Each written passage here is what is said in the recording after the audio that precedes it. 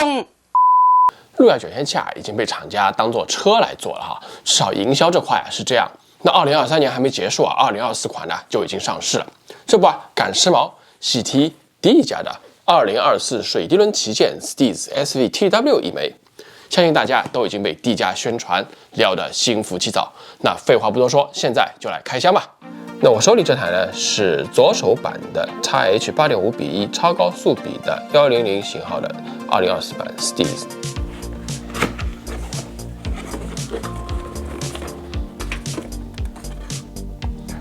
邀请注册 SLP Plus 的卡片，这服务仅对日本国内有用，所以对我没有用。一个黑信封，里面呢是英语版的说明书，然后呢日语版的说明书，注册卡，报价图。然后这里面小纸袋，这个呢跟Shimano以前送的一样是那种包轮角用的保护贴膜，就2片，还有一个这样子的金属小扳手，然后呢是这个黑色的小布袋。哎，给我出来吧你！里面就是这个用潜水布包着的主角了。那到此为止简约包装和 S 家一样。那这个潜水布套呢，我必须要给好评，因为它可以直接在卷线器还装在钓竿轮座上的时候直接使用。想当年S 家也是给这样的轮套了，但是从大约2010年开始就变成给这样子的这种袋子。那质感呢是很好，感觉就很高级哈，但是只有卷线器单独的时候才能用，装在钓竿上的时候不能用。对于我这种卷线器每年就拆下来一次的人，就非常的不方便了。那2024版的 Steez 之所以吸引眼球很重要的一个原因就是这是 D 家宣称的3代目换代产品的 Steez。那过去17年里面，00总组有很多版本的 Steez， 但除了初代2006年、2016年的2代目D 家呢都不将其他的归咎为换代，直到于2024版，也就是今年版。那相信您和我一样都非常好奇，这里面究竟有什么样的代差，才让这24版称为3代目呢？下面就来扒掉它的套子。出现了。这个外观还很特别的应该说这个它官网上的图片没有完全显示出它真实状态。网上图片看着像是一般的这个黑色，但实际上拿到手里面你仔细看的话，这是一个电镀的黑金色就很像这个复合旋转亮片里面那种镀镍的黑金亮片这种外观，还真的蛮特别的。那主机的前脸这里呢，和2016版的2代目非常相似，和21版的 Zillion也很像。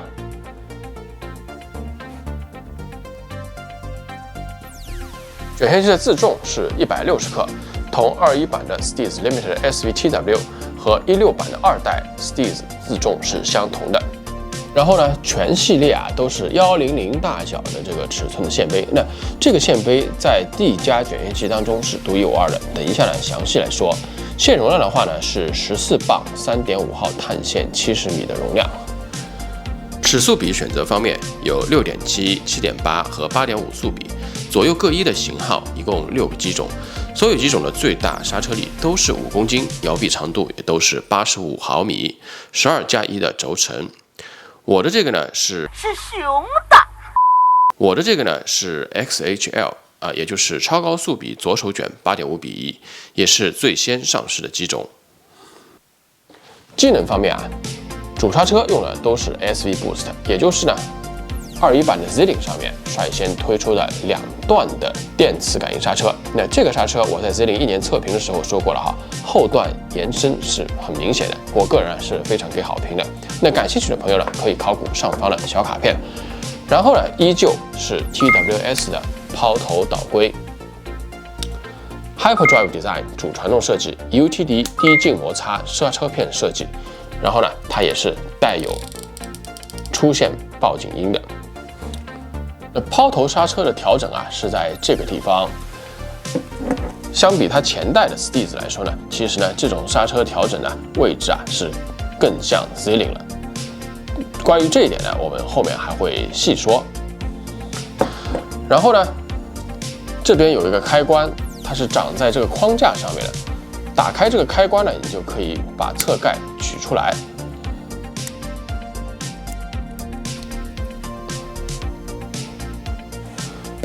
这样子呢，线杯就可以拿出来了。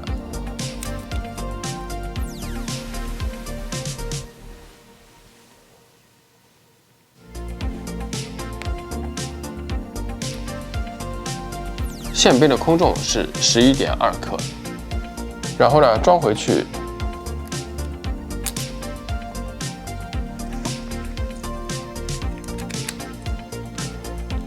看看严丝密缝了，然后把这个开关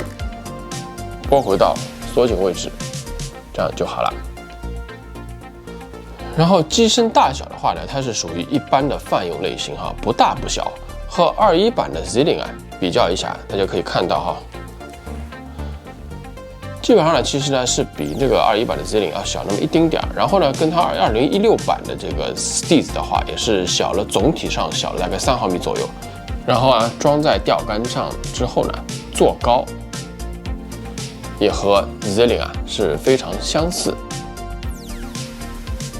而且你在直接拿过这个装在轮座上的 Zillion 之后啊，再回过来拿这个同样的吊杆轮座啊，装这个24版的 Steez 以后啊，可以明显的感觉出来，这个24版的 Steez 的轮廓啊什么的，坐高包括都要比这个 Zillion 要小那么一圈哈。它的掌包握法呢是非常舒服的，这个镜面的光滑感啊，让这个握持感，其实我即便戴着手套也感觉得出来哈，非常非常的舒适。如果您啊是外贸协会啊，或者是地价死忠粉的，到此为止呢，你们就可以直接一步商家购买了。因为啊，我的感觉啊是很少有人会觉得这个外贸不帅的哈。这个呢是有一说一。不过呢，如果你们想要看实质性的比较，那么就请不要划走。地家的官网上面啊，关于这次3代目 Steez 的介绍，有一堆被称作是终极抛头设计的玩意儿，一看冠以终极啊，就让人头脑发昏啊，失去理智。那这个我们啊先放在一边不表，我和大家呢先直接说大家最关心的这第3代的代差究竟在哪里。那最首要的呢，应该就是2024版的 Steez 啊，它改变了线杯的尺寸。那以前呢有 Air 的28毫米直径 ，CT 的30毫米直径 ，Limited 和 A2 的34毫米直径，以及呢 HRC 的36毫米直径。那这次的2024版 Steez 啊，它用了32毫米直径。用官方的说法呢，就是填补了空白。不过呢，确切的说啊，只是填补了 Steez 原装线杯当中32毫米直径的空白。因为就近年的呆蛙双轴卷线机型号里面，像 Alphas SVTW800、20版的 Tatula SVTW 以及22版的 Tatula 80的线杯直径啊，就都是32毫米的直径。仅仅是这个直径的线杯，从来没有在 Steez 上用过罢了。然后呢，我在官网上一开始是没有找到这个新的 Steez 线杯的宽度是多少，所以呢，我就拿来了这个2022版的 Tatula 80的这个线杯。那这个线杯呢，按照它官网标称啊，应该是32毫米乘21毫米的，所以呢，我们就拿这个线杯来作为一个参照啊，我们来测量一下。它的直径是31.8毫米，它两头的宽度啊，基本上是22.3毫米。然后呢，如果我们测定这个主体框架这个开口的宽度的话，这样得到的呢就是20.96，也就是21毫米。那根据它厂家这个标称的线杯的这个尺寸是32乘21毫米，可见呢，这个呆蛙家啊，它这个线杯的宽度定义啊，不是以这个线杯直接量它两头的宽度来定义的，而是呢，实际上是以它这个框架的开口宽度来定义这个21毫米的。所以知道这点以后呢，我们再来看一下这个24版的 Steez 啊，它这个线杯的一个实际尺寸。那线杯的直径呢，就是它标称的基本上是32毫米，然后呢，它的两头的宽度是23.8毫米。框架的一个开口的宽度是22.4毫米，基本上就是22.5毫米这样子啊。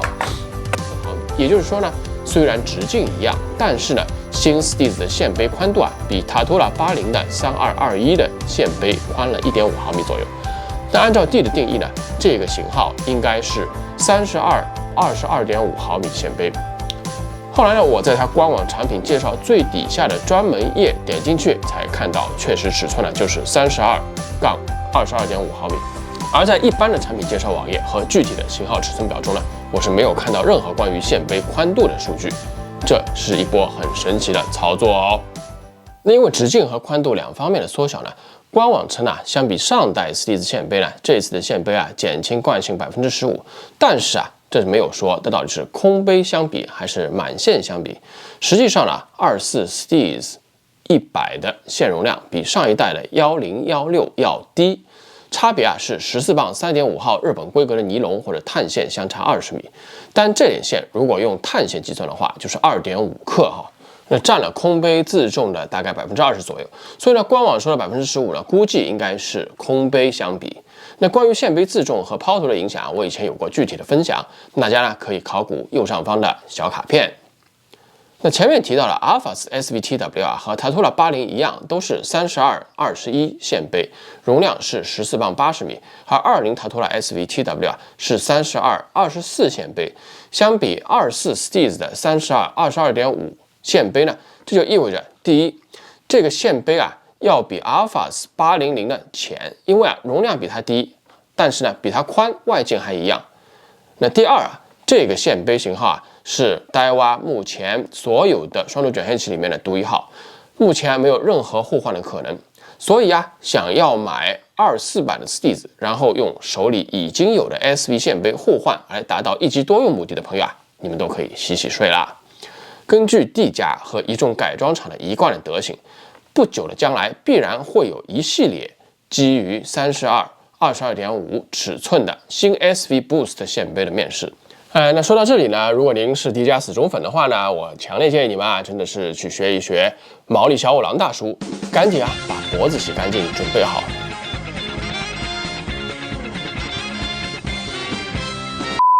只是啊，这次来的可能不是柯南的麻醉针呢，毕竟嘛，配 Steez 旗舰的，定价高还不是理由十足啊。言归正传。这个24 Steez 线杯尺寸的变化就像一个导火索，那几乎引发了接下去要说的大部分的链式反应新设计。首先是配合的齿轮速比也变化了。那纵观所有的新 Steez 的型号，那速比啊是 6.7、7.8 和 8.5。6.7 和 7.8 这两个速比啊，和之前所有的 D 的双轴卷线器几乎都不一样。那以前基本上都是 6.3 啊、7.1。那超高速比 XH 的有比如说 8.1 和 8.5 两个速比，那采用 8.5 速比的，比如说 Alphas 800S 和 Steez A2。那这意味着6.7和 7.8 的齿轮组是和以前完全不一样的。而猜测 8.5 速比的 XH 齿轮组采用了至少是尺寸上和已有的某些型号相同的配置，那很可能用的就是 Alphas 800S 一样的齿轮组。那至少尺寸上可能很将近或者是一样，但材料呢有可能是不一样。那我呢进一步开一下脑洞，这可能也是为什么 XH Steez 2024版作为最先发售型号的原因之一吧。因为啊其他两组齿轮要重新开模做版。那么你要问了哈，为什么要改变齿轮比啊？其实呢就是因为线杯直径变小了，也就是啊线杯周长变小了，所以呢每一卷的长度变短了。那为了让每一卷的最大回卷长度基本保持和以前型号一致呢，就必须要提高速比了。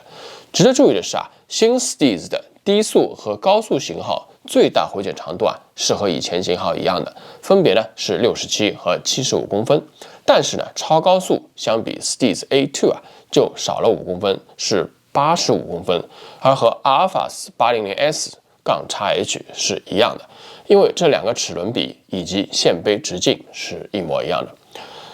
你说为什么不把新 Steez XH 齿轮比也一样提高？比如说提到 9.1 啊，也和 Steez A2 一样来个90公分一圈呢？一个可能啊是 D 家不想再重新开模了，就像前面提到了，直接阿尔法480S x H 8.5:1啊拿来直接用就好。一个呢是材料强度的考量，尺寸比越高啊，对材料强度和低变形性的要求也越高，同时呢回卷可以提供的力矩呢也越低，所以猜测呢第一个原因的可能性啊还是更大的。其次呢是这个 TWS 导规啊，它采用了新的窄幅设计，就是啊缩短了这个方向上面的这个宽度。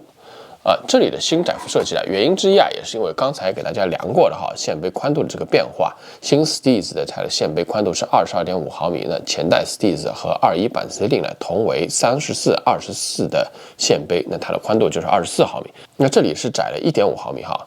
那它这个 Z-Link 导规它这个内外的宽度分别是16和14毫米。那Tatola 80呢，它这个地方呢是13.5和10.5毫米，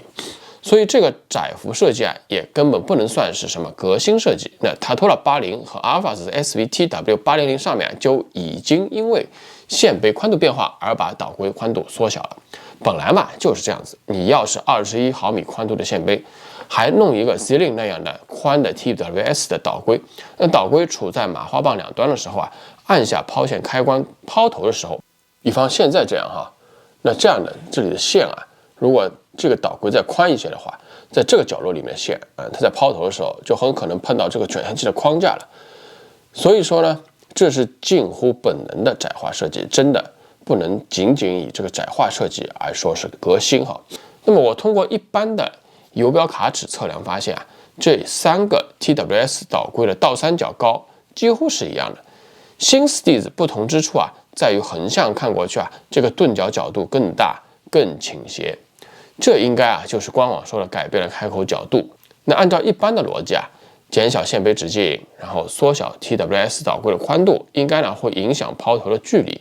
但是用了这个新形状设计之后呢，结果是啊 TWS 导规实际开口面积啊，相比16的 Steez 的设计啊，反而大了大约16%。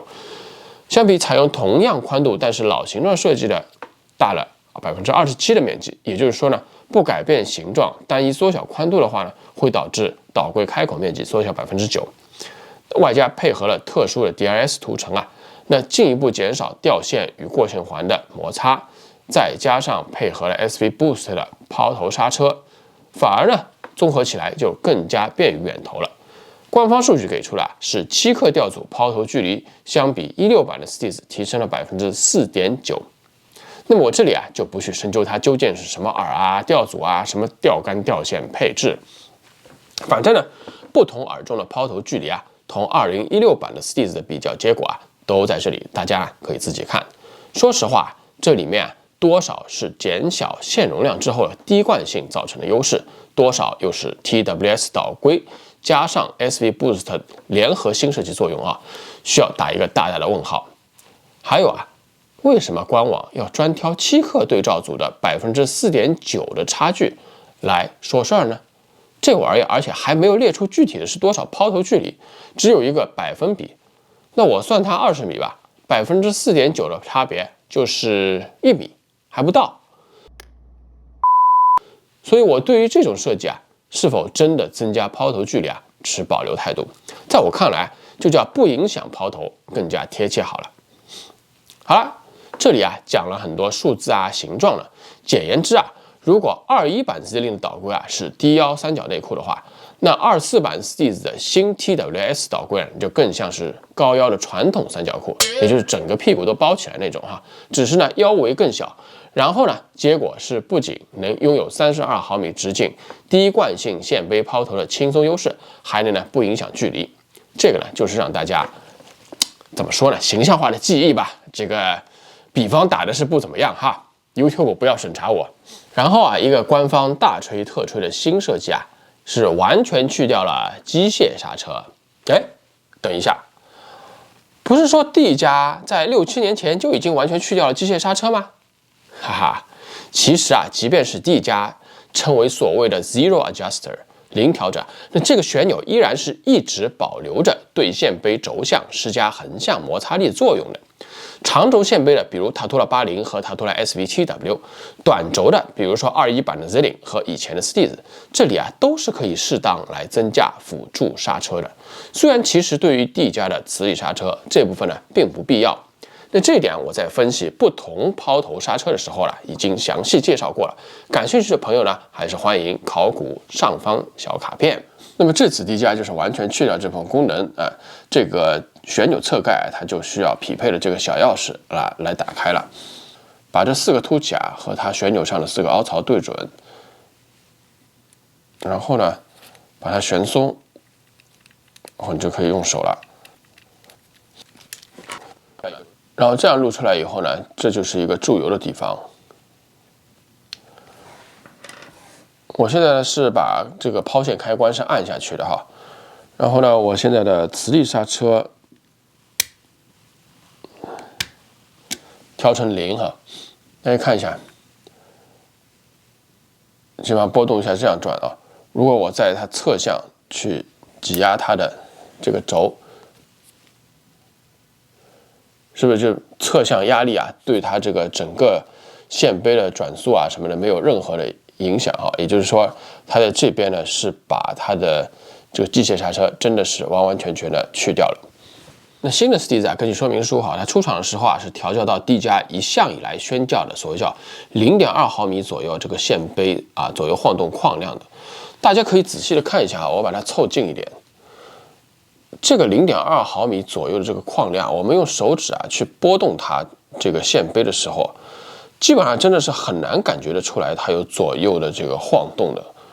也根本就没有那种所谓什么咔嗒咔嗒的声音要很仔细的去感觉它才有真正一点点的这个动。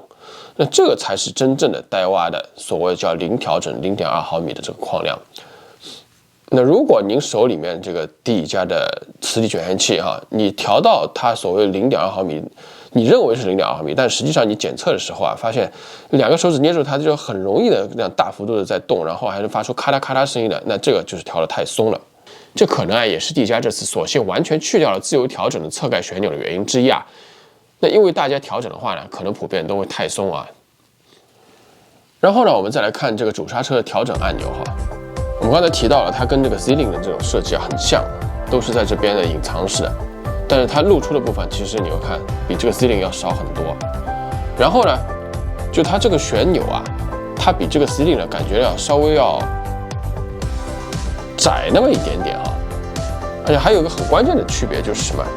它这个旋钮它后面有一块黑色的这个框架的部分，这块框架的部分它其实突出的挺高的，高出这个旋钮挺多的。这样子你去旋旋钮的时候实际上你要用指甲去拨动它，而且呢，这个旋钮非常非常的紧我们在钓鱼的时候，它的调整很自然就是什么翻转过来，这样翻转过来，那这边不就是露出来了吗？露出来以后，你就拿那个左手食指去动它，那你看这个真的很紧。你如果不用指甲的话，你看它一个方向调小，这个方向非常紧，调大相对稍微方便一些，调小真的是非常不容易使上劲儿，一定要抠，用手指甲抠它。那你如果反观这个 Zilling 的话，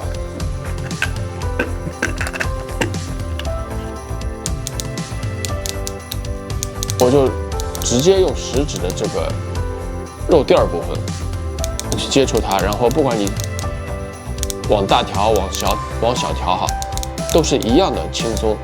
非常顺滑。那我不知道这个是不是因为这个 Steez 是全新的关系我们用一阵子再来给大家做报告，看看这个调整会不会稍微舒服一点。这个操作在新 Steez 上面真的不得不说是相当费力，完全不像21 Zilling 这样非常方便的调整。我是不知道这呆蛙在这里的设计有没有优化过。要知道D 家主刹车是最经常需要调整的，这是他家磁力卷线器设计理念的支柱那么为什么这里做的还不如 Zilling 轻松方便呢？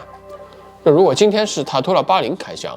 我是不会拿这个来说事儿的。但是今天是第3代的旗舰 Steez有没有搞错这点要求不算过分吧？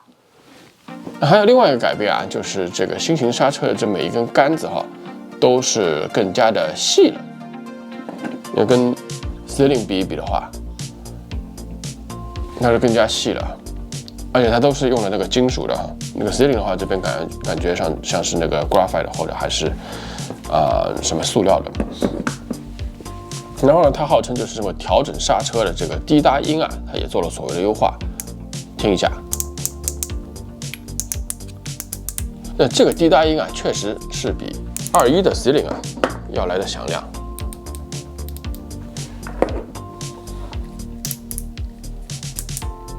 但是，要我说的话，这里是20的 Tatula SVTW， 它跟这个新的24版的 Steez 其实也一样的响亮应该说，这个20版的 Tatula SVTW 的它的刹车调整音啊，一点也不逊色。好了，到此为止啊，我已经把这次2024版3代目 Steez 的代差不同讲完了。价格方面啊，这台定价是77200日元，比21版的 Steez Limited 高了2500日元。日本现在售价和21版的基本持平，而21版的 Ceiling 的价格啊，是基本只有 Steez 的一半呢。你要说性价比的话 ，Ceiling 真的是完胜的。我想来想去啊，只有2种人需要买新的 Steez。一种啊，就是我这样的为了钓鱼频道替大家当小白鼠的；一种啊，就是帝家的死忠粉，把追卷线器更新啊当做追爱豆演唱会来的朋友。其他钓友，你如果要体验帝家卷线器的性能的话，那21版的 Ceiling 不会有任何实质上的区别。这是我说的，今天放在这儿，大家可以去比较。那说归说具体实战如何，还是要测试了再说。那篇幅关系啊，开光实调就放在下期了。那这个24版 Steez 100 XHL 卷线器，如果是您的话，会用来针对什么路亚钓组和技法，又会配合什么钓线和钓竿呢？欢迎留言哦。好，今天的分享就到此为止。如果您喜欢更多这样的内容，请一定记得点关注不迷路。大鱼起源，我们下次再见。拜拜。